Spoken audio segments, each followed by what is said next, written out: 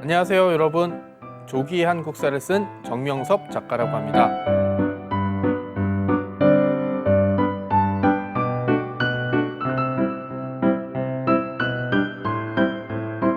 여러분을 만나기 위해서 제가 조기에 대한 여러 가지 자료들을 준비했는데요. 먹는 얘기를 한다고 하니까 다들 침이 고이시는 거 잘 알고 있습니다. 그래서 오늘은 맛있는 역사에 대해서 알아보는 시간을 갖도록 하겠습니다.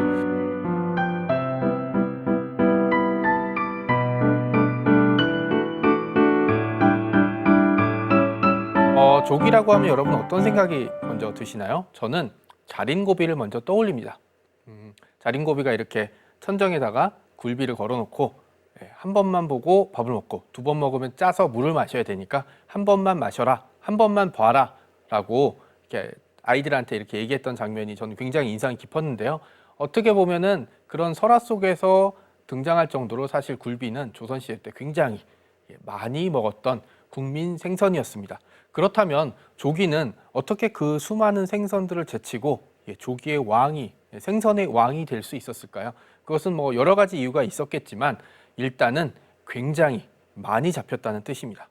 사실 역사에 있어서 음식은 그렇게 크게 존경을 받지 못했습니다. 그래서 많이 이제 기록을 찾아보기가 좀 어려운데 조기나 굴비 같은 경우는 기록이 비교적 일찍 나옵니다. 고려 인종 때 이자겸이라는 권신이 있었습니다. 이 사람은 나중에 자기 두 딸을 임금에게 시집을 보내서 어떻게 보면 임금보다 더 큰 권력을 누리다가 결국은 몰락을 하게 됐는데요. 그래도 임금의 장인이기 때문에 역적으로 죽지 않고 영광으로 귀향을 오게 됩니다. 그리고 이제 이곳에서 나중에 인종한테 생선을 선물을 보내주는데 생선을 선물을 보내주면서 그냥 자존심을 지키기 위해서인지 선물은 보내지만 굽히지 않는다라는 뜻으로 굴비라는 이름을 붙였다고 합니다. 하지만 이것은 어떻게 보면 그냥 정신승리였고요. 저는 이 문헌상 기록이 있긴 하지만 사실 그대로 믿지는 않습니다. 왜냐하면 이렇게 생선의 이름이나 이런 게 정해질 때 이렇게 단번에 정해지는 경우는 없거든요. 그래서 이건 나중에 이제 기록이 어느 정도 생겨났던 이제 그런 게 아닌가라고 싶고요. 조기는 원래는 종어라는 이야기에서 나왔다는 이제 주장이 있습니다. 종어는 물고기의 왕이라는 뜻이고요. 이거를 발음을 빨리 해서 조기가 됐다는 얘기가 있습니다. 조기는 또 나중에 한문으로 이제 발음이 붙여지면서 기운을 북돋아주는 생선이라는 뜻이 됐고요. 뭐 조기에 이제 그 영향력을 생각하면 뭐 틀린 얘기는 아닌 것 같습니다. 그리고 이 조기를 그렇게 붙였고 그 다음에 나중에는 석수어라는 이름도 붙었는데요. 석수어는 뭐냐면 머리에 돌이 있다라는 그런 뜻입니다. 저 조기를 먹다 보면 그 머리 부분을 씹다 보면 이렇게 돌 같은 게 씹히는데 이게 이석이라고 부르는 이제 그 부위입니다. 이게 이제 그 조기가 물속에서 균형을 잡아줄 수 있게 하는 일종의 균형 기관인데 사람들은 그 기능을 모르고 그냥 머릿속에 돌이 있었기 때문에 석수어라고 불렀고요. 각종 문헌 기록들을 보게 되면은 1930년대 정도까지는 조기랑 석수어가 뭐 비슷하게 불렸습니다. 나중에 이제 가공이 되면 굴비라고 불리긴 했지만 말이죠. 그리고 저는 이제 개인적으로 다른 뭐 석수어, 종어, 조기보다는 조구라는 말을 더 좋아합니다. 이건 이제 조기를 이제 좀 방언으로 세게 발음하면서 나왔던 얘기인데요.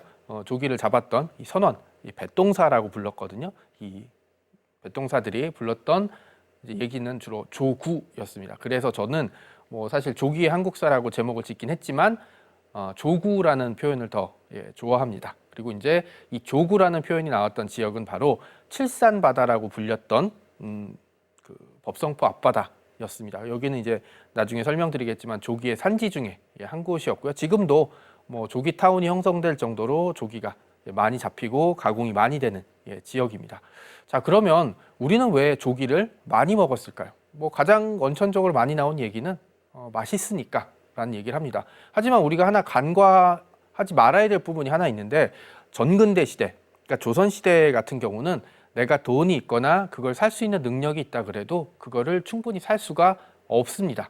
지금은 뭐 마트도 많이 있고 백화점도 있고 편의점도 있고 그 다음에 뭐 어딜 나가기 싫으면 온라인으로 주문을 하면은 물건이 제깍제깍 옵니다. 결제를 해야 되긴 하지만 근데 조선시대 때는 그런 유통망도 없었고 시장도 별로 존재하지 않았기 때문에 내가 이걸 먹고 싶다고 이걸 먹을 수 있는 돈이 있다고 해도 충분히 원할 때 구입을 못할 수가 있었습니다. 그러니까 단순히 맛있어서 많이 먹었다는 얘기는 조금 결과론적인 얘기일 수 있고요. 사람들이 조기를 많이 먹고 자린고비가 지붕에 걸어놓을 정도로 많이 먹을 수 있었던 건 조기가 대량으로 유통됐기 때문입니다. 근데 우리가 조선이란 나라의 이미지를 생각하다 보면 한 가지 떠오르는 게 있습니다. 시장도 없고 유통망도 없고. 그렇기 때문에 뭔가 전국적으로 유통된다는 건 좀 어폐가 있다라는 말이었고, 저도 이제 사실 조기에 한국사를 쓸 때 가장 의문을 품었던 부분이 바로 이거였습니다. 어떻게 지금처럼 유통망도 없고 그다음에 상업적인 것도 없고 돈도 화폐 경제가 발달하지 않았던 조선 전기에 전기부터 중기까지 어떻게 사람들은 영광, 법성포 앞바다에서 붙잡힌 이 조기를 전국 모든 방방곡곡의 사람들이 먹을 수 있었을까였습니다. 앞서 말씀드렸듯이 돈이 있다고 해서 유통망이 없으면 살 수 없기 때문이죠. 이 비밀은 바로 제 생각에는 공납에 있습니다. 지금은 세금을 돈으로 납부합니다. 하지만 조선시대 때는 세금을 다른 여러 가지 형태로 납부를 했는데요. 돈으로 납부하는 경우는 극히 드물었고 대표적인 게 조선 후기에 대동법이 시행되면서 쌀로 세금을 바쳤습니다. 그 이전에는 예를 들어서 국가에 노동력을 제공하는 방식이라든지 아니면 조기나 이런 특산물을 자기 지역에서 났던 특산물을 바치는 방식으로 세금을 납부했는데요. 이것을 바로 공납이라고 부릅니다. 이게 이제 조선 전기의 대표적인 세금 체계였습니다. 어떻게 보면은 화폐 경제도 없고 유통망도 없던 조선이라는 국가에서 택할 수 있는 가장 현명하고 효율적인 세금 징수 방법이긴 했는데요. 문제는 이렇게 공납 방식이 많은 백성들에게 고통을 주었다는 겁니다. 지금은 우리가 세금을 내기 위해서는 뭐 세무서에 가거나 세무서에 가기 귀찮으면 그냥 ATM기나 은행에서 그냥 고지서 가지고 납부를 하면 됩니다. 하지만 조선시대 때 공납 방식의 세금은 그냥 예를 들어서 영광에서 조기를 바친다면 단순히 그냥 거기서 조기를 만들어서 주는 게 아니라 한양까지 가지고 올라와서 관청 부서에 주고 확인 도장을 받아야만 끝났습니다.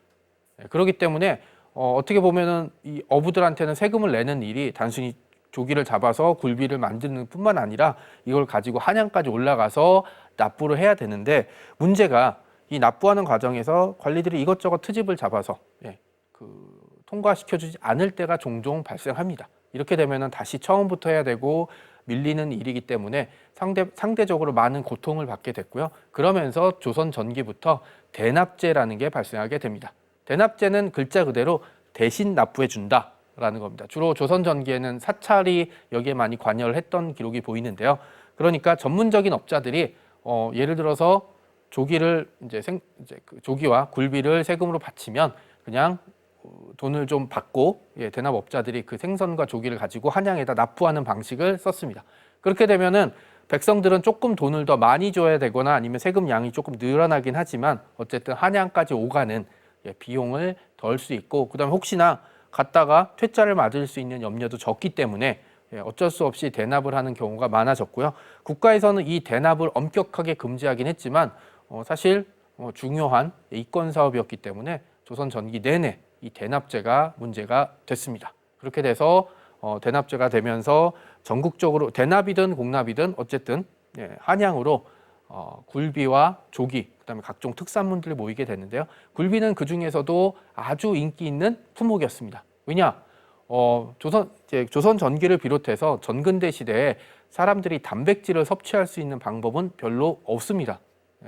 고기, 돼지나 소를 잡아야 되긴 하는데 소는 농사의 중요한 그 역할을 담당했기 때문에 함부로 도살이 금지돼 있었습니다. 그리고 닭도 있었습니다만 닭은 알을 낳아야 됐기 때문에 못 잡았고 조선시대 때는 돼지는 별로 없었습니다. 왜냐하면 지금처럼 덩치가 크지도 않았고 그 다음에 소는 농사를 지을 수 있고 닭은 알을 낳지만 돼지는 하는 일이 없었기 때문에 돼지는 많이 기르진 않았습니다. 그래서 이걸 보충해 줄 수 있는 방법이 바로 생선이 되게 되는데요. 이 생선을 여러 가지로 잡았지만 가장 많이 잡힌 게 바로 이 조기였습니다. 그리고 이제 영광에 가게 되면 이 로터리에 이렇게 조기 조형물이 이렇게 돼 있고 이때 내내 로터리를 비롯해서 전체는 전부 다 이렇게 조기와 굴비를 파는 판매점, 식당 이런 곳들이 되어 있습니다. 이건 아마 500년 전이나 1000년 전이나 좀 비슷한 풍경이었을 것 같고요. 예, 그게 대를 이어서 내려왔다는 점은 영광이라는 지역을 특정 짓는 하나의 중요한 아이덴티티가 됐다라고 저는 말씀드리고 싶습니다. 자, 공납과 대납으로 다시 얘기를 넘어가 볼게요. 그런데 이렇게 조기를 만들어서 공납을 바치게 되면은 당연히 사람들은 힘들어합니다. 그래서 우리가 역사책을 보게 되면 조선 후기 병자호란 이후에 이런 특산물을 바치는 공납제가 점차 폐지되고 대동법, 그러니까 쌀로 납부를 하는 방식으로 바뀌었다라고 배우고 있습니다. 이거는 그냥 역사책에 나오는 내용입니다. 대동법이 시행된 이후에도 이런 공납제가 완전히 사라지지는 않았습니다. 오히려 별공이나 진상이란 품목으로 남아있게 됐고요. 완전히 없어진 거는 갑오경장 때입니다. 왜 그랬냐면 이게 조선이란 국가가 가지고 있는 기본적인 시스템의 하나의 이제 아이덴티티인데요. 예를 들어서 이렇게 힘들게 조기를 굴비로 만들어서 바치는 과정을 통해서 국가에 대한 충성심과 국가의 존재감을 느끼게 해준다라는 뜻이 있고요. 그다음에 또 조선시대 때는 어쨌든 후기까지 시장 기능이 이제 100% 이제 지금 기준으로 보면 100%잘 돌아가지 않았기 때문에 직접 굴비를 손에 넣을 수 있는 그런 방식을 굉장히 선호했습니다. 그래서 조선 후기 되면 화폐도 유통이 되고 그러면서 조기와 굴비가 많이 유통되긴 했지만 그래도 궁궐에서는 별공이나 진상이라는 그런 명목으로 계속 공납을 조기와 굴비를 받았고요. 또 하나 문제가 되는 게 이런 식의 특산물을 바치는 게 지역 수령에 지방 수령에 평점에 많은 영향을 미쳤습니다. 물론 백성들을 잘 다스리고 문제가 없이 통치하는 것도 중요한 일이었지만 뭐 임금과 왕실이 필요한 물건들을 잘 바치는 것도 지방 수령이 할 일이었기 때문에 이렇게 특산물을 잘 바치는 것도 수령의 덕목이었습니다. 그러면 또 항상 오버하는 사람이 나오기 마련이죠. 그러면서 예를 들어서 굴비를 1000마리를 바치라고 하면은 1500마리 바치는 사람이 나옵니다. 그리고 한 명이 1500마리를 바치기 시작하면 2000마리를 바치기 시작하고 이런 식으로 계속 늘어나게 되면서 이런 세금 이제 굴비나 이런 공납 문제는 조선 후기까지 사람들에게 큰 영향을 미쳤다라고 말씀드리고 싶습니다. 그리고 사실 어떻게 보면 그렇게 막대한 양의 공납을 견딜 수 있을 정도로 조기가 많이 잡혔다는 뜻도 됩니다. 그렇다면 조기는 왜 이렇게 많이 잡히고 어디에서 온 걸까요? 조기의 원래 고향은 아주 따뜻한 남쪽 나라, 지금의 동중국해 정도로 보고 있습니다. 그런데 봄이 되는 시점이 되면서 조기들이 북상을 하기 시작합니다. 어디로? 북쪽으로. 그래서 서해 바다로 올라오기 시작해서 대략 3월쯤 되면 법성포 앞에 있는 칠산바다, 7개의 섬이 있기 때문에 칠산바다라고 부릅니다. 이때 한 3월쯤 칠산바다에 도달하고요.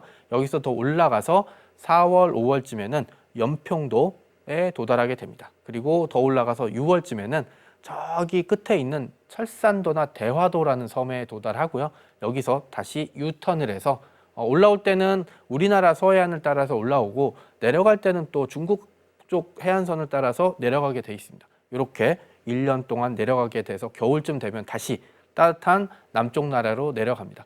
그렇다면 조기는 왜 수심이 깊고 따뜻한 원래 자기의 고향인 동중국해를 놔두고 해안선도 복잡하고 물도 별로 깨끗하지 않는 서해바다로 올라왔을까요? 학자들은 잘 모른다고 얘기하거나 산란을 위해서라고 얘기를 합니다.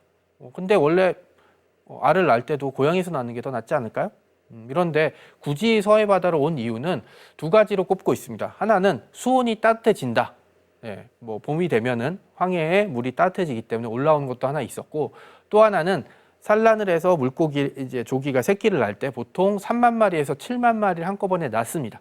이 조그맣 낳은 이 치어들이 이제 그 자라나기 위해서는 물도 좀 얕아야 되고, 그다음에 이제 치어들이 먹을 만한 먹잇감들이 좀 풍부해야 되는데 동중국해의 깊은 바다에서는 그게 좀 어렵다고 하네요. 그래서 서해 바다는 사실 수심이 얕고 그다음에 뻘이 굉장히 많습니다. 이거는 뒤집어서 얘기하면은 그 뻘에 플랑크톤이라든지 미생물들이 많기 때문에 작은 물고기들이 먹을 수 있는 먹이들이 굉장히 많다라는 있다라는 뜻입니다. 특히 이제 연평도 쪽도 그렇고 칠산바다 쪽도 그렇고 이제 그 수심이 급격하게 얕아지면서 뻘이 좀 쌓이는 지역이 많기 때문에 그런 것 때문에 사실은 조기들이 여기까지 와서 새끼를 낳는 게 아닐까라는 얘기들을 하고 있습니다. 명확한 원인은 밝혀지지 않고 있습니다만 뭐 산란을 그곳에서 하는 건 100% 확실하고요. 그 다음에 보통 이렇게 조기가 태어나서 한 5년 정도 지나야지 원래는 이렇게 새끼를 낳을 수 있다고 돼 있는데 최근에는 이렇게 워낙 많이 잡히고 남획이 되다 보니까 한 2년 만에 산란을 하는 기록이 보이게 됩니다. 그러니까 이제 좀 산란하는 시기도 빨라졌고, 그다음에 또 하나는 이렇게 칠산 앞바다, 법성포, 연평도, 그다음에 저 위쪽에 대화도나 철산도까지 올라갔다 이렇게 나오는 게 지금 시점의 조기에게 있어서는 죽음의 행군입니다. 왜냐하면 예전처럼 이렇게 뭐 나무배에 매척이 와서 금을 몇 개 내리는 정도가 아니라 어군 탐지기를 이용해서 막 큰 배들이 이렇게 수천 마리씩 쓸어가기 때문에 조기들이 올라왔다가 뭐 내려가지 못하는 경우가 많기 때문에 지금은 아예 산란 자체도 동중국해나 제주도 위쪽에 있는 추자도 정도까지만 올라와서 산란을 한다고 합니다. 그래서 최근에는 조기는 뭐 법성포라든지 연평도에선 잘 잡히지 않고 남쪽의 추자도나 제주도 인근에서만 조금씩 잡힌다고 하네요. 어떻게 보면 인간의 탐욕과 자연을 아끼지 않은 마음이 조기의 역사에도 생태계에도 큰 영향을 미쳤다라고 보시면 될 것 같습니다. 법성포로 가시게 되면은 화면에 나온 것처럼 이렇게 굴비를 이렇게 엮어서 걸어놓은 거를 많이 보실 수 있습니다. 정말 많이 있어요. 그것은 이제 여기 이 법성포에서 조기가 얼마나 많이 유통이 되고 있는지를 보여주는 사례라고 할 수 있는데요. 그렇다면 조선시대 때는 어떻게 법성포에서 조기가 그렇게 많이 잡히고 굴비가 유통이 됐을까요? 일단 앞서 말씀드린 대로 조기가 칠산바다쯤에 도착해서 자기가 여기 도착했다고 신호를 보낸다고 하네요. 지금처럼 어군 탐지기 같은 게 없던 시절이라 뭐 물속을 들여다보지 못하는 이상 물고기를 잡지 못하는데 이때가 되면 조기들이 몰려온다는 게 패턴이 있었고, 두 번째는 조기들이 산란을 하려면 교미를 해야 되거든요. 교미하기 위해서는 이렇게 울어야 된다고 하는데 그 울음소리가 엄청나게 크게 들렸기 때문에, 왜냐하면 조기가 워낙 많아서, 그래서 이때가 되면 조기들이 오는구나 라는 거를 알고 있었습니다. 그래서 이 시기가 되면 칠산 앞바다에는 정말 어마어마하게 많은 배들이 와서 조기들을 대량으로 잡았다고 하네요. 왜냐하면 아무데나 그물을 내려도 조기들이 잡히기 때문에 정말 손쉽게 조기를 잡을 수 있었거든요. 그리고 공납이나 다른 걸 통해서 계속 조기가 소모가 됐기 때문에 사람들이 아무리 많이 잡아도 가격이 떨어지거나 아니면 팔지 못하는 걱정은 하지 않았다고 합니다. 그래서 이렇게 잡았는데, 우리가 사실 조선시대 때 배들이라고 하면 작은 어선들을 떠올립니다. 하지만 이 조기잡이 배들은 남아있는 기록이나 뭐 한 마리 사진들을 보게 되면 작은 배도 있지만 뭐 10명 넘는 사람들이 이렇게 그물을 내려야 했기 때문에 배들이 꽤 큰 편이었습니다. 그래서 이 배를 타고 조기를 계속 그물을 이용해서 잡았는데, 최근은 뭐 안강망이라는 그런 그물 방식을 했지만 조선시대 때도 이미 중선이나 망선이라는 방식을 통해서 그물로 대량으로 조기를 잡아들였다고 합니다. 이때 재미있는 기록이 조기를 너무 많이 잡아서 그물이 터져버리거나 아니면 간판에 조기를 너무 많이 쌓아서 막 배가 거의 잠길 정도였다, 뭐 이런 얘기들이 굉장히 많이 들렸다고 합니다. 이렇게 될 수 있었던 이유는 아까 얘기했던 대로 뭐 공납이나 다른 걸 통해서 대량으로 소비도 됐지만 상고선이라는 배의 존재를 빼놓을 수 없습니다. 상고선이라는 게 뭐냐면 일종의 그 장사배라고 보시면 될 것 같습니다. 이렇게 어선이나 이런 배들은 막 그 어획 활동을 하다가 그 창고에 물고기가 가득 차면 그걸 가지고 다시 육지로 옵니다. 항구에서 다시 물고기를 내려놓고 바다로 가서 물고기를 잡는데, 지금같이 엔진이 있는 시대에는 뭐 그게 별로 어렵진 않지만 조선시대에는 바람이나 아니면 노를 저어야 됐기 때문에 오가는 과정이 굉장히 힘들었거든요. 그리고 오갈 때 시간이 너무 많이 소요됐는데 이걸 대신해 주는 존재가 바로 상고선이라는 배였습니다. 그래서 이 상고선이 조기를 많이 잡은 배가 깃발을 올리면 상고선이 접근을 합니다. 그리고 양쪽이 서로 깃발을 올리는데 일종의 철칙이 있었는데 양쪽이 이렇게 뱃머리를 대고 거래를 하는 동안은 다른 상고선이 끼어들지 못했습니다. 일종의 불문율이었었는데 이렇게 해서 양쪽이 거래를 했는데 거래가 충분히 되면 충분히 되면 이 상고선 쪽에서는 비용을 치르고 그 다음에 그 술과 음식을 주는 방식으로 서로 거래를 마무리했다고 합니다. 그렇게 돼서 상고선이 뭐 예를 들어 칠산 바다면 칠산 바다면 법성포를 가져와서 거기서 조기를 굴비로 만드는 작업을 했습니다. 사실 저는 조기도 먹어보고 굴비도 먹어봤는데 어떤 사람들은 조기가 더 맛있다고 하고 어떤 사람은 굴비가 더 맛있다고 합니다. 하지만 조선시대 때는 법성포를 제외한 지역에서 조기를 먹기는 좀 힘들었고요. 대부분은 굴비로 먹게 됐습니다. 왜 굴비로 먹게 됐냐면 조선시대 때는 뭐 당연한 얘기겠지만 냉장고도 없었고 냉동실도 없었고 냉동 탑차 같은 거나 뭐 버스를 이용할 도로망 같은 게 전혀 없었습니다. 얼음은 생각보다 많이 있긴 했는데 그런 얼음은 좀 값비싼 소고기라든지 아니면 값비싼 생선들을 그 싱싱하게 할 때 사용되는 거였고요. 조기같이 이렇게 대량으로 잡히는 생선에 얼음을 사용하지는 않았습니다. 그래서 남는 방식은 소금에 절이는 건데 사실 그냥 소금에 절이는 게 아니었습니다. 왜냐하면 그 아까 제가 상고선이랑 거래한다고 했잖아요. 보통 한 번 거래할 때 10만 마리 단위로 거래를 했기 때문에 이거를 뭐 한 마리씩 이렇게 뭐 소금에 묻히고 절이고 이러진 못했습니다.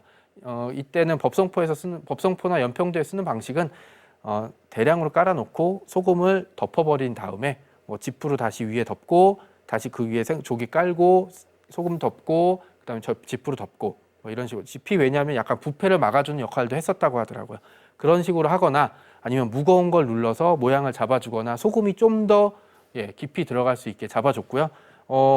그 연평도 죄송합니다. 연평도 말고 법성포 같은 경우에는 후기에 가면 이렇게 굴비 말리는 사진을 보면은 정말 무슨 가건물 같은 게 들어서요. 이게 뭐냐면 굴대나 걸대라고 부르는 건데요. 이렇게 삼각형으로 큰 한 10m, 20m짜리 소나무를 이렇게 딱딱 얼기설기 맞춰놓고 여기다가 다시 이렇게 횡목을 걸어놓은 다음에 여기다가 조기를 걸어서 말리는 겁니다. 사실 법성포는 이제 조기가 잘 잡히지 않습니다. 그럼에도 불구하고 우리가 굴비의 고향이나 최고급 굴비를 할 때 항상 법성포를 빼놓지 않는 이유는 소금으로 그렇게 절인 굴비를 다시 한번 바닷바람에 말리거든요. 그런데 제가 법성포를 가서 봤는데 법성포의 바람엔 좀 특별한 게 있는 것 같습니다. 뭔지 약간 내륙으로 들어와 있는 거기가 강 하구에 들어가 있는 곳이기 때문에 바다에서 이렇게 들어오는 짠내 나는 바람이 이렇게 그 조기를 굴비로 만드는 결정적인 역할을 해주게 되는데요. 그래서 이렇게 보듯이 지금은 뭐 전시용으로 해놓긴 했지만 사실 그 포구에 가면 이렇게 높은 곳에 매달아서 길게 쭉 매달아서 이제 바닷바람에 이제 건조시키는 과정을 거칩니다. 그렇게 소금에 절이고 그 다음에 바람에 건조시키는 방식 두 가지의 방식을 통해서 조기는 굴비로 변합니다. 소금으로 절일 때 한 가지 방법을 더 썼습니다. 소금물을 썼던 방식도 있었는데요. 소금으로 치기에 너무 양이 많거나 이러면 특히 이제 연평도라든지 아니면 법성포 같은 경우도 이제 한마리나 일제강점기 때 그 방식을 많이 썼습니다. 바닥에 커다란 구덩이를 파고 그 다음에 여기를 시멘트로 막거나 아니면 통나무를 이렇게 대서 이제 물이 빠져나가지 않게 이거를 간통이라고 불렀습니다. 여기다가 소금물을 부어놓고 그다음에 조기를 던져서 이렇게 한 열흘 정도 이제 소금물에 담가 놓으면 이게 바로 굴비가 되는 방식입니다. 하지만 요거는 이제 넣다 뺐다 하는 게 너무 힘들었기 때문에 조선시대 때는 대략 쓰여지지는 않고요. 조선 후기 한마리나 아니면 일제강점기 이때 그리고 이제 그 파시가 형성됐던 1950년대 요 방식을 많이 썼다고 하네요. 하여튼 이런 가공 과정을 거쳐서 조기는 굴비가 됐고요. 보통 한 두릅에 10마리에서 20마리 정도를 꼽습니다. 그래서 이렇게 묶여진 굴비는 전국적으로 유통이 되는데 조선왕조실록 기록을 보게 되면 명나라에까지 진상이 됐을 정도로 이제 특산물로 꼽혔고요. 그다음에 뭐 궁궐로 들어가서 궁궐에서 뭐 임금님도 당연히 먹긴 하겠지만 임금님이 다시 자기 신하나 다른 사람들한테 선물로 하사할 때도 있습니다. 그렇게도 사용이 됐고 당연히 종로에 있는 시장 어물전에 들어가게 돼서 건어물전에 들어가게 돼서 생선을 구입하고 싶은 사람들에게 많이 판매가 됐습니다. 굴비는 다른 생선보다 사랑을 받았던 이유는 뭐냐면 일단 값이 쌌고 두 번째는 대량으로 구할 수 있었습니다. 아까 앞서 말씀드렸듯이 조선시대에는 화폐경제도 나중에 들어왔고 시장도 활성화되지 않았기 때문에 내가 뭘 먹고 싶다고 그거를 돈이 있다고 바로 구매를 못했거든요. 그런데 굴비는 정말 어디에나 많이 있었고 그 다음에 대량으로 구할 수 있었기 때문에 사람들이 흔하게 손에 넣을 수 있었습니다. 또 하나는 이렇게 굴비가 됐던 생선은 한 계절 정도는 충분히 지낼 수 있었습니다. 냉장고가 없이 그냥 부엌에 그 환기구 같이 돼 있는 살창이나 봉창이라고 얘기합니다. 거기에 딱 걸어 놓으면 또 이게 아궁이에서 나온 연기, 그다음에 그 처마 옆에 있는 굴뚝에서 나온 연기에 의해서 약간 훈연도 되는, 그래서 이제 생선이 바짝 꾸덕꾸덕하게 마른 바람에 이게 막 그 냉장고에 넣어놓지 않고도 몇 달, 뭐 한 1년 정도는 충분히 상하지 않고 들어갈 수 있습니다. 그래서 뭐 급하게 손님이 온다거나 이럴 때 고기의 사마리 빼서 조기를 구워서 이제 먹게 되는 경우가 많았기 때문에 당연히 사람들에게 굉장히 많이 사랑을 받았고요. 이렇게 올라온 굴비 같은 경우는 이렇게 종묘에 이제 그 올해 첫 번째 들어온 조기입니다. 내지는 굴비입니다 하고 이제 그 종묘의 제사에 올라가기도 했고, 워낙 많은 생선이다 보니까 제사상에도 올라가게 될 정도로 사람들이 굉장히 사랑을 했던 음식입니다. 그래서 조선시대 내내 사람들에게 사랑을 받아오면서 이게 지금까지 기억이 이어져 오게 되었다고 봅니다. 그 조기를 얘기하게 되면, 사실 조기나 굴비를 얘기하게 되면 빼놓을 수 없는 사람이 첫 번째가 저는 자린고비고요. 두 번째는 바로 영조였습니다.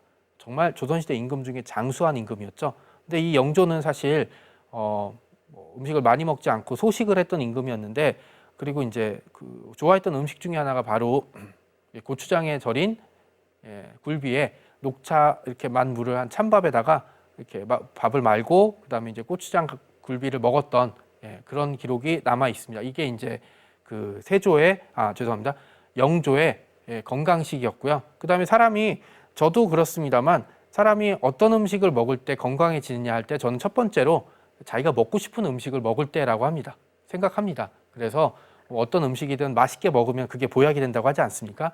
영조 입장에서는 이렇게 찬밥에 만 물, 찬밥에 이제 말았던 밥, 그다음에 이제 그 새콤달콤하고 약간 짰지만 이렇게 그 고향의 맛을 느낄 수 있었던 이 고추장에 절인 굴비, 이게 이제 영조의 건강식, 장수를 맡았던 음식이라고 볼 수 있습니다.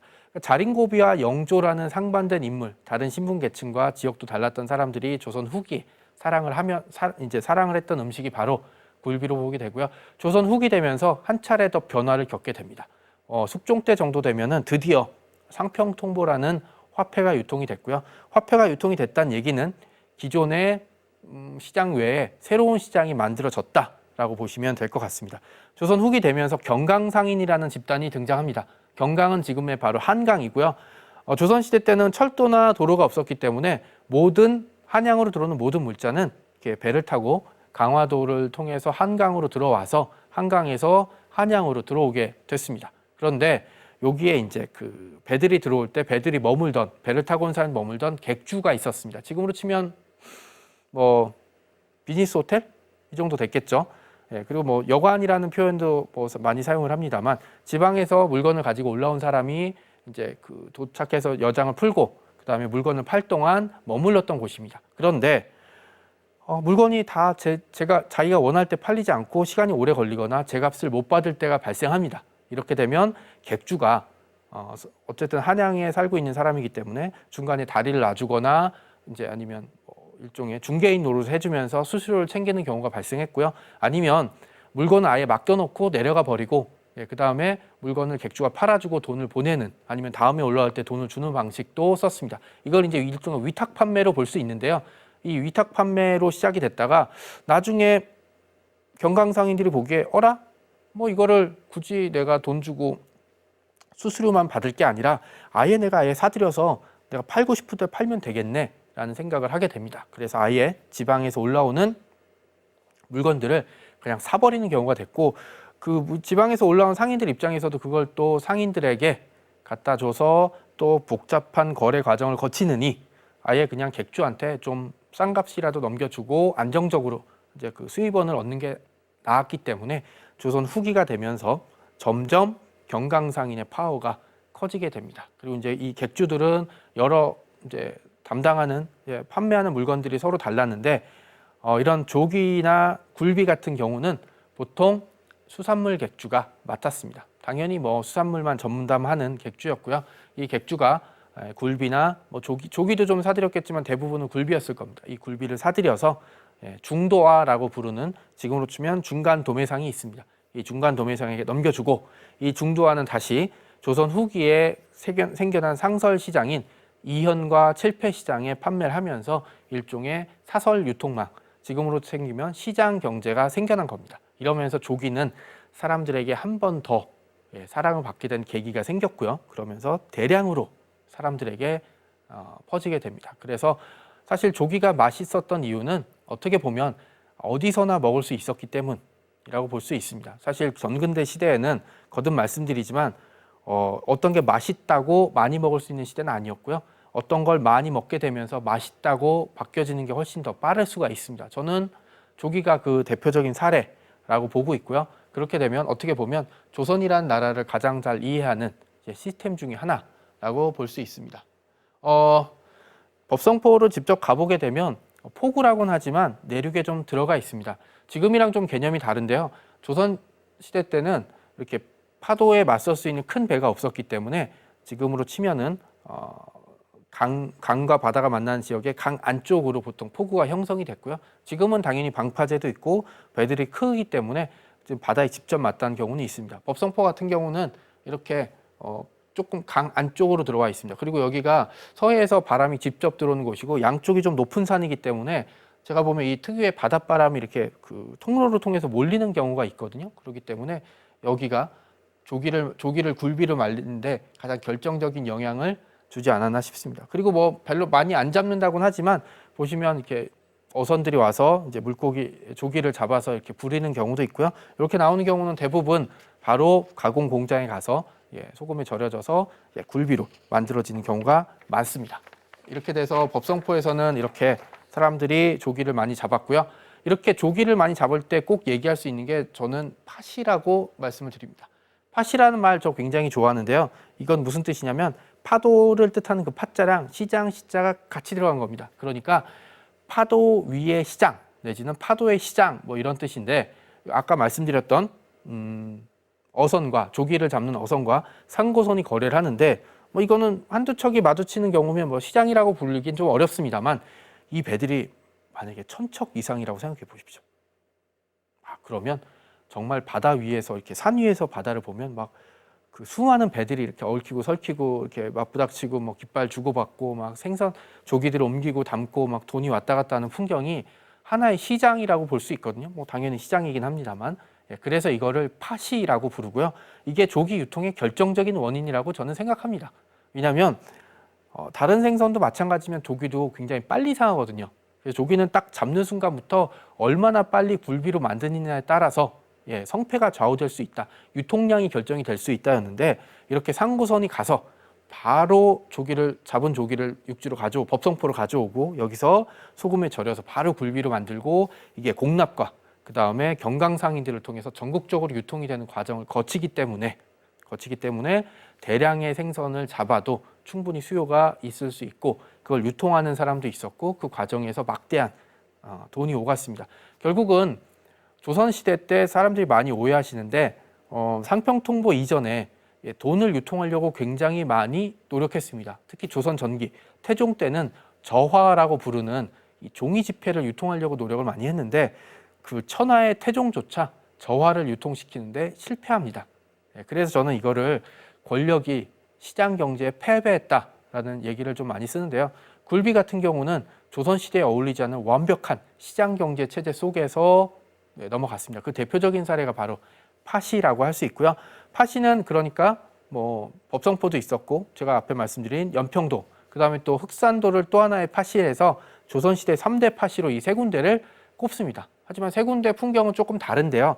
법성포 같은 경우는 글자 그대로 바다 위에 상고선과 어선이 만나서 거래를 하고 상고선이 법성포로 조기를 싣고 오면 조기를 굴비로 만드는 풍경이었습니다. 당시 조선시대 때 이 풍경을 봤던 사람들은 정말 얘기대로 바다 위에 시장이 생겼다라고 할 정도로 큰 이제 그 인상적인 모습을 남겨놨는데요. 연평도 같은 경우는 그 해안가에 사람들이 이제 그 머무는 숙소, 그다음에 이제 뭐 1,000척이 넘는 배, 그다음에 3만 명이 넘는 선원들이 오다 보니까 누가 오느냐? 이 사람들의 주머니를 노린 사람들이 찾아오게 됩니다. 그래서 술집, 그다음에 음식점, 그다음에 다른 이제 뭐 잡동사니를 파는 사람들이 갑자기 오는데 뭐 한철 장사기 때문에 해안가에 약간 난민촌 같이 움막을 짓습니다. 그래서 사람들한테 거래를 했기 때문에 갑자기 이제 뭐 사람이 별로 안 살던 곳에 대량의 사람들이 외지인들이 들어오게 되는 거죠. 그래서 이게 일본 사람들한테 일본 학자들에게 굉장히 인상적이라서 파시에 대한 연구는 사실 일본 학자들이 먼저 시작했습니다. 그런데 제 책에서도 나와 있듯이 일본인들이 보는 파시는 약간 왜곡돼 있습니다. 어떻게 됐냐면 바다 위에서 이렇게 대량으로 생선을 거래하는 풍경보다는 연평도라든지 아니면 뭐 흑산도 같은 곳에서 대량으로 이제 그 생겨난 일종의 난민촌, 그리고 여기서 막 흥청망청하는 풍경, 술과 여자가 이제 낭비되는 이런 문제고, 요거를 이제 파시의 전형적인 풍경이라고 봤는데, 이거는 조선의 그 생선을 이제 굴비를 유통하는 시스템을 전혀 이해하지 못했던 일본인들의 몰지각함이 난 왜곡적인 현상입니다. 그래서 지금도 파시라고 하면 사람들이 좀 부정적인 기억을 많이 가지고 있지만, 저는 파시가 조선이 굴비를 유통하는 하나의 시스템을 정착시킨 최첨단의 이제 방식이라고 보고 있습니다. 그렇다면 왜 일본은 파시에 대해서 그렇게 왜곡된 시선을 가졌을까요? 그것은 일본과 우리나라의 그 정치와 경제의 차이입니다. 그렇게 얘기하면 사실 사람들이 아니 뭐 굴비나 뭐 조기 생선 얘기하는데 무슨 국가의 정체성이나 정책까지 얘기하느냐라고 하지만 중요한 차이점이 있습니다. 일본과 우리나라는 똑같이 물고기를 잡았습니다만 결정적인 차이가 하나 있었습니다. 뭐냐면 일본은 자기 마을 앞에 있는 바다는 내 겁니다. 이걸 지선어장이라고 불렀는데, 그래서 내 마을 앞에 있는 바다는 내 거라 외지인들이 와서 그물을 내릴 수가 없었습니다. 반면 조선은 모든 바다는 국가의 소유라는 개념이 명확했기 때문에 다른 지역의 배들이 칠산 앞바다, 연평도, 그다음에 흑산도는 말할 것도 없고 대화도나 철산도까지 가서 그물을 내려도 뭐라고 하지 않았습니다. 단지 국가에서는 이 세금을 받기 위해서 세금을 징수하기 위해서 세금을 납부했는지 안 했는지 정도를 확인했지, 그 세금을 납부하게 되면 누구나 와서 그물을 내리고 조기를 잡을 수 있었습니다. 그러니까 만약에 조기가 일본 쪽에 있었다 그래도 일본의 그런 방식으로는 조기를 이렇게 대량으로 유통할 수 있는 방식을 택할 수 없었습니다. 그래서 그런 방면 우리나라는 모든 바다는 국가의 소유라는 개념이 명확했고, 그다음에 그렇게 잡힌 조기를 전국적으로 유통할 수 있었던 유통망이 있었기 때문에 얼마든지 와서 잡을 수 있었고, 이게 백성들 입장에서 훨씬 좋았던 게 이렇게 많이 잡힌 조기는 가격이 굉장히 쌌습니다. 그리고 언제 어디서나 구할 수 있었기 때문에 고기를 대신한 단백질 공급원으로서 조선 사람들에게는 필수적이자 맛을 떠나서 필수적인 재료가 될 수 있었던 그런 모습을 가지고 있었습니다. 그렇다면 이 파시에 대한 얘기들이 왜 지금은 없느냐? 다 사라졌기 때문입니다. 제가 오늘 소개할 것은 대략 2군데 정도이긴 합니다만, 사실 파시는 한 30군데가 넘는, 제가 일본 학자들은 100군데가 넘는 것을 조사했고, 약간 인위적인 걸 빼더라도 몇십 군데에서 파시가 형성이 됐고, 조기를 제외한 부쇠라든지 민어, 이런 생선들도 이렇게 파시로 형성이 돼서 대규모로 거래가 됐긴 했지만, 가장 많이 거래됐던 건 역시 조기를 만들었던 굴비가 됐던 조기라고 보시면 될 것 같습니다. 이렇게 파시를 통해서 유통됐던 생선들을 대량으로 먹게 되고, 이게 일제강점기에도 그대로 이어지게 됐는데요. 저는 개인적으로 답사를 굉장히 좋아해서 지역마다 많이 가는데, 전라도와 경상도를 가게 되면은 일제의 침략의 방식이 좀 다릅니다. 전라도 같은 경우는 제일 많이 나온 얘기가 여의도의 몇 배라는 뜻입니다. 뭐냐면 해안선도 복잡하지만 평야가 이렇게 지평선이 보일 정도 평야가 많기 때문에 일본인들이 와서 대규모로 토지를 사들이거나 강탈해서 농장을 많이 세웁니다. 그래서 뭐 여의도의 10배, 20배 이제 대농장들이 생겨서 소작농이 몇만 명, 그래서 뭐 병원까지 있을 정도로 이렇게 농장 위주의 대규모 농장 위주의 일본인들의 진출과 침입이 있었다면, 경상도 지역 같은 경우는 최근에 드라마에서 작년이었나요? 드라마에 나왔던 구룡포 같은 경우가 대표적인데, 일본의 어민들이 집단으로 이주를 해서 해안가에 자기들의 마을을 별도로 만듭니다. 우리가 아는 구룡포서부터 장생포에도 이런 지역들이 좀 많이 남아 있는데 앞서 말씀드린 대로 일본 기준으로 보자면 내 마을 앞바다의 바다는 내 거기 때문에 일본인들 입장에서 어라? 이제 조선이 곧 우리 땅이 될 건데 우리가 가서 거기서 알박기를 해버리면 저 이 바다 앞에 그 마을 앞에 바다는 다 우리 거네? 라는 생각을 안 했겠습니까? 그래서 집단으로 이주하고 그 다음에 또 일본의 그 섬의 해안선이 길긴 하지만 우리 한말쯤 되는 메이지 유신 시기가 되면은 어로 활동이 늘어나기 때문에 물고기를 잡기가 점점 어려워집니다. 그래서 특히 세토네해 그 안쪽에 있는 규슈와 혼슈가 만나는 그 내륙에 있는 그 마을에 어민들이 집단적으로 경상도 해안 지역으로 넘어옵니다. 그래서 마을 하나를 형성한 다음에 야, 이 마을 앞바다는 우리 거야 라는 식으로 알박기를 시도합니다만 총독부에서는 얄짤없이 표현이 적당한가요?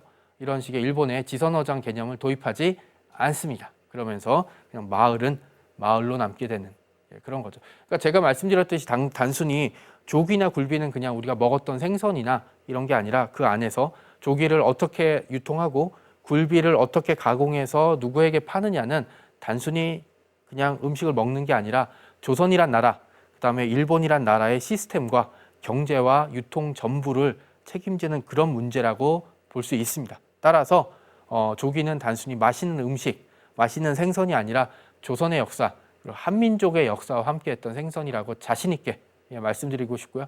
조금 안타까운 거는 정말 비싸졌어요. 그래서 제가 법성포에 갔을 때도 먹을 때도 비쌌고 굴비 정식 가격이 어마어마하더라고요. 그 다음에 사는 거 자체도 굉장히 부담스러울 정도로 가격이 높아졌습니다. 현지라고 할 수 있었던 산지라고 할 수 있는 법성포에조차 말이죠.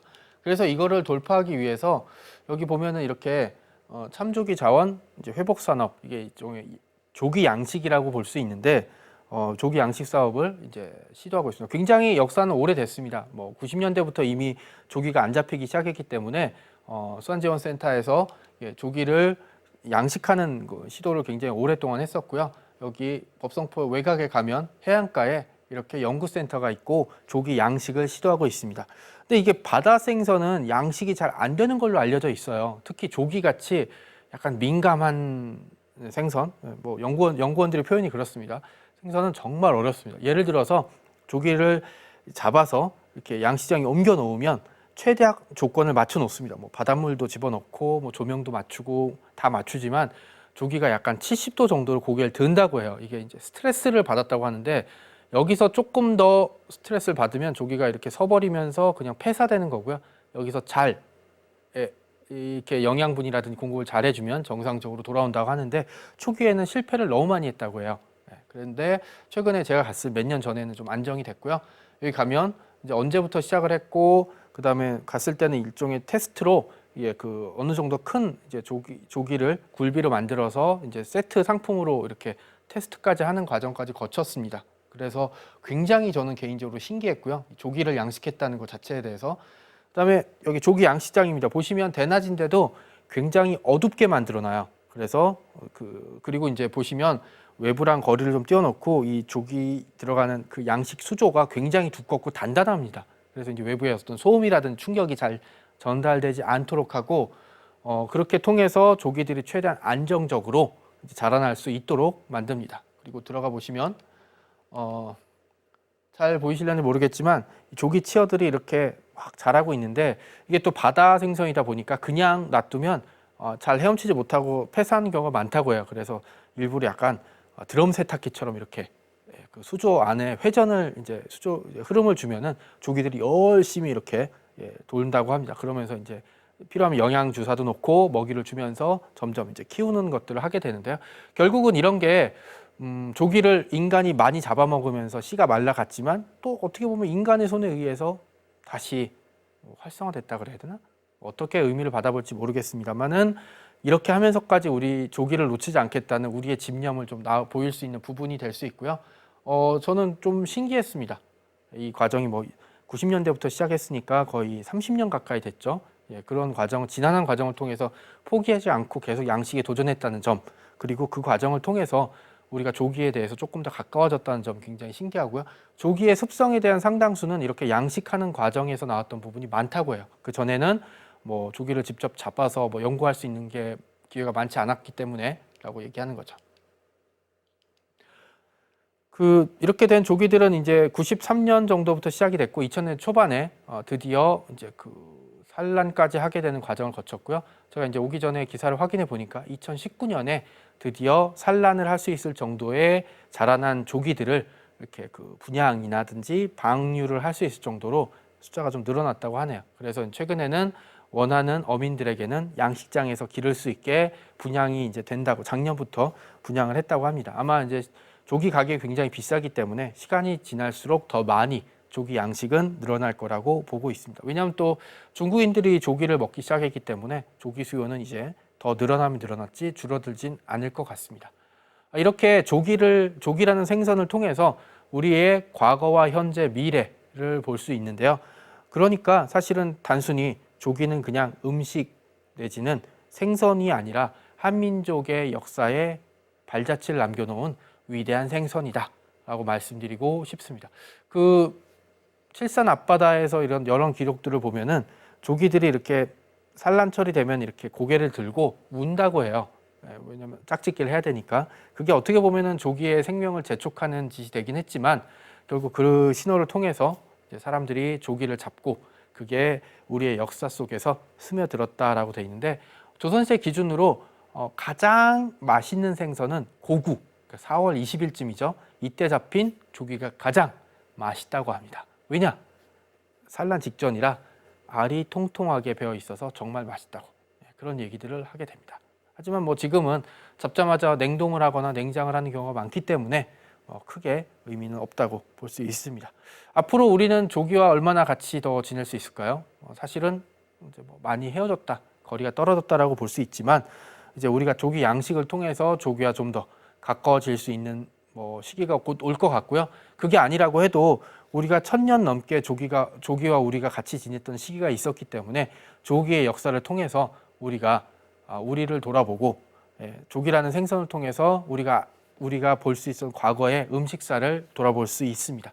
조기는 다양한 음식을 통해서 만들어졌는데요. 대표적인 게 조기와 굴비로 들어갈 수 있었고 조기를 찌개로 만들거나 아니면 굴비를 기름에 둘러서 먹은 경우도 있고 조기 살을 발라서 부침개를 먹거나 아니면 조기 전을 하는 경우도 있었는데 최근은 조기 굴비 자체가 가격이 비싸졌기 때문에 그런 다양한 음식들을 못 만드는 게 또 아쉽다고 할 수 있습니다. 하지만 법성포에 가게 되면 다양한 조기 음식을 즐길 수 있는 음식점들이 많이 있기 때문에 한번 가보시는 것도 도움이 되실 것 같고요.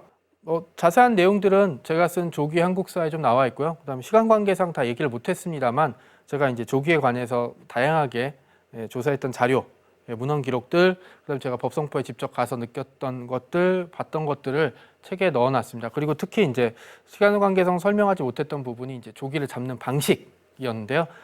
조기는 대량으로 잡아야 됐기 때문에 여러 가지 그물을 쓰는 방식을 많이 이제 사용을 했습니다. 그래서 어떤 어선에 어떤 그물을 사용해서 잡았는지, 그 다음에 주벅이라든지 아니면 이렇게 대나무로 만들었던 이렇게 고정시켰던 것들을 통해서 어사를 통해서도 잡는 경우가 있었습니다만 대표적인 게 이제 어쨌든 그물을 통해서 잡는 방식이 좀 있었고요. 그 다음에 또 하나는 이 뱃사람, 제가 얘기했던 뱃동사라고 불렀는데 이 선원들이 어떻게 조기를 잡는 일을 하게 됐고 어떤 방식으로 돈을 벌게 됐고 그 다음에 파시에서 어떤 식으로 돈을 쓰게 됐는지고 또 하나는 파시에 대한 설명을 좀 간략하게 했지만 이제 제가 얘기하지 않았던 다른 지역의 파시 그리고 이 파시에서 나왔던 풍경 이걸 이제 파시의 풍경이란 뜻으로 파시풍이라고 불렀습니다만 이 파시풍의 다양한 모습들 특히 이제 일본 연구자들이 관심을 가지게 됐던 일제강점기에 일본 어부들과의 어떤 알력들, 그 다음에 일본의 간섭, 이 간섭을 벗어나기 위한 어부들과 이 섬사람들의 저항 이런 내용들이 충분히 좀 담겨져 있고요. 그 다음에 섬사람들과 이 파시에 왔던 외지 사람들과 어떤 식으로 관계를 맺었는지, 그 다음에 어떤 식 갈등이 있었는지에 대한 얘기들을 좀 넣어놨고요. 그 다음에 1950년대까지 연평도와 법성포의 파시들이 어떤 풍경을 유지했는지에 대한 얘기들이 좀 남아 있습니다. 그리고 덧붙여서 연평도와 칠산 바다에 있던 바다의 각종 전설들이 있습니다. 왜냐하면 일본 속담 중에 널빤지 아래 무간지옥이라는 속담이 있거든요. 이게 뭐냐면 배가 뒤집히면 사람은 죽게 되고 시신도 못 찾기 때문에 사람들은 계속 그 목숨을 거는 일이었거든요. 그래서 신을 믿게 됐는데 해당 지역의 현지 신들, 예를 들어 연평도에서는 임경업 장군을 물고기의 신으로 모시고 어업의 신으로 모시고 있습니다. 예, 왜 그랬는지, 그다음에 왜 임경업 장군이 연평도의 신이 됐는지에 대한 얘기들을 책에 충분히 문헌 자료들을 통해서 증언 기록들을 통해서 남겨놨으니까 흥미를 가지신 분들은 한 번쯤 봐주시면 될 것 같습니다. 네, 그리고 이렇게 이렇게 좋은 기회로 여러분과 만나게 돼서 너무너무 기쁘고요. 다음에 또 기회가 된다면 여러분과 함께 조기를 비롯해서 우리나라 역사에 대한 얘기들을 나눌 기회를 가졌으면 좋겠습니다. 감사합니다.